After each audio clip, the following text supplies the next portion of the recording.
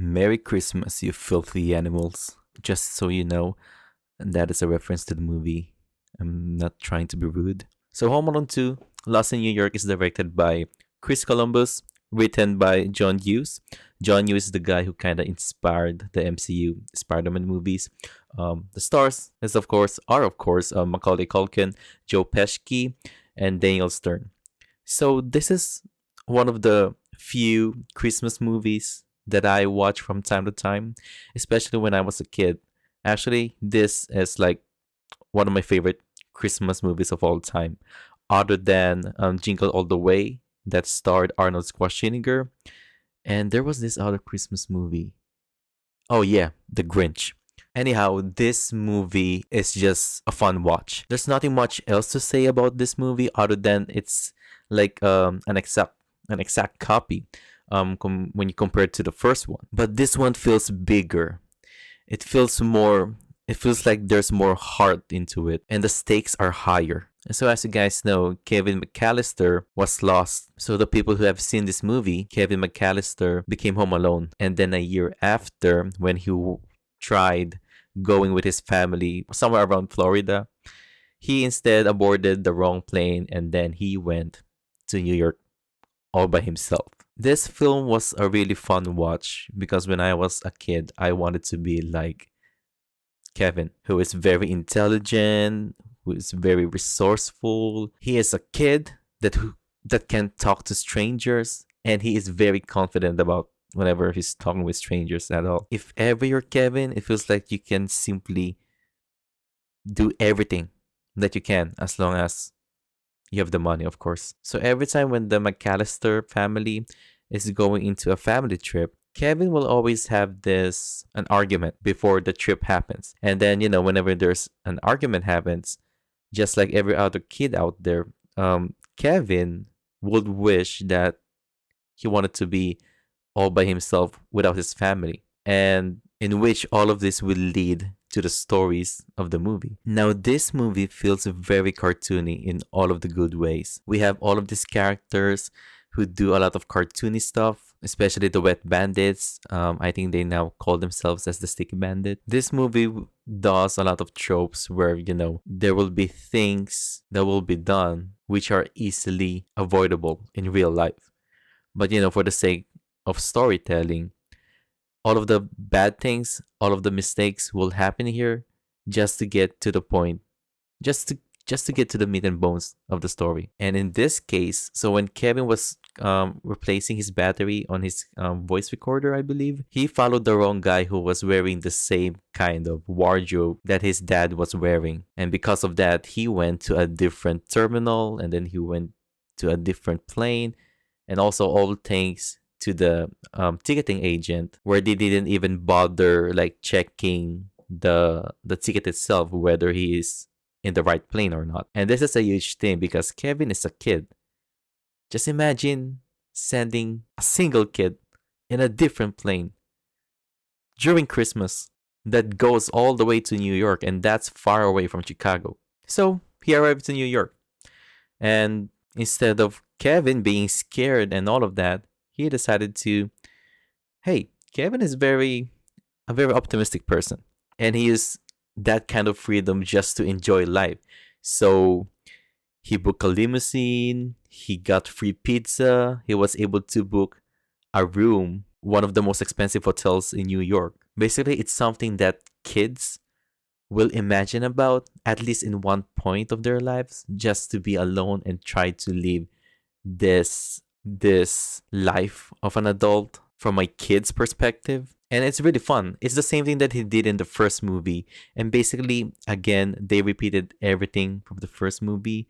So other than him trying to get most out of him being free, we got the same villains here. We got the Wet Bandits. And we also have this one character who is a stranger who would eventually help Kevin by the third act. And let's talk about the Wet Bandits first. So the Wet Bandits are back.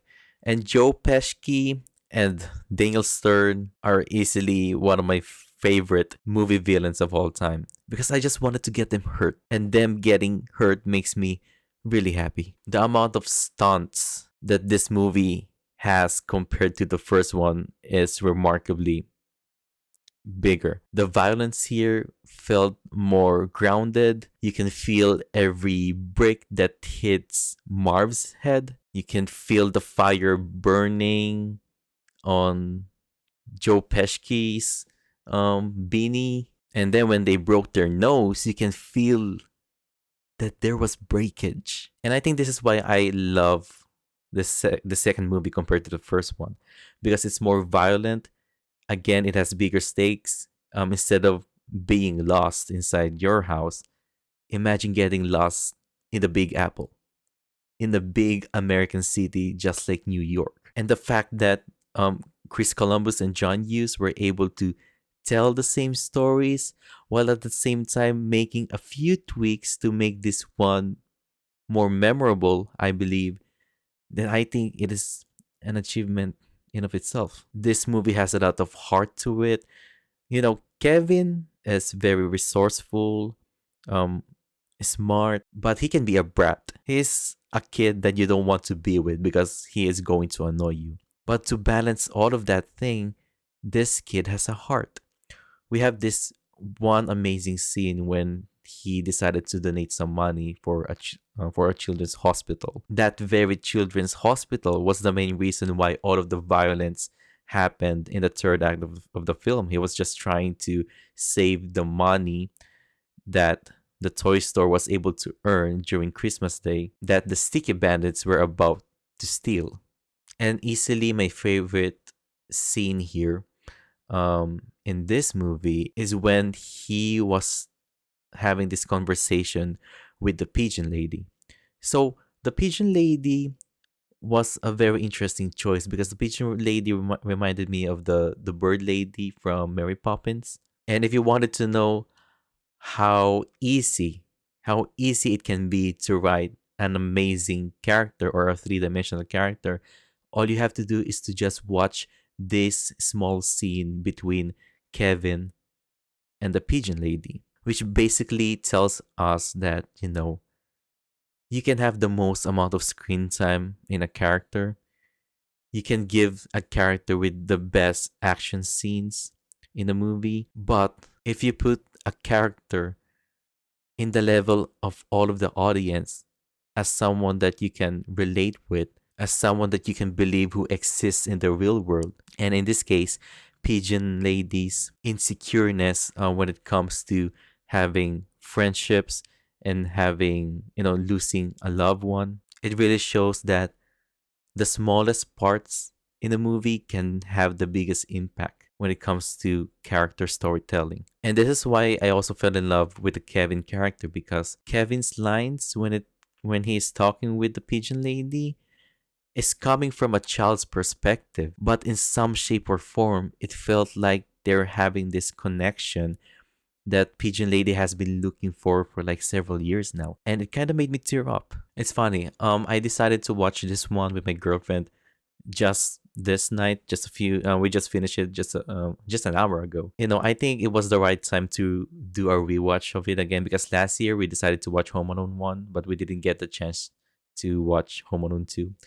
So tonight was the best time to watch it because I am actually going to New York next month again for the second time. And while the way this film depicted New York feels like the stereotypical New York that I've been seeing in every other movies, but at the same time it makes me want to live in a city just like New York. So yeah, that's my honest review of Home Alone 2. And you know what? I'm going to give this thing an A minus. So, what do you guys think about this Christmas movie? What is your Christmas movie whenever Christmas comes around and stuff like that? And for now, I want to say goodbye to you guys. It has been an amazing year. I just wish happy holidays to all of you guys, and I hope you guys celebrate Christmas with your loved ones. And have a great day, you guys. You take care there. God bless. Goodbye.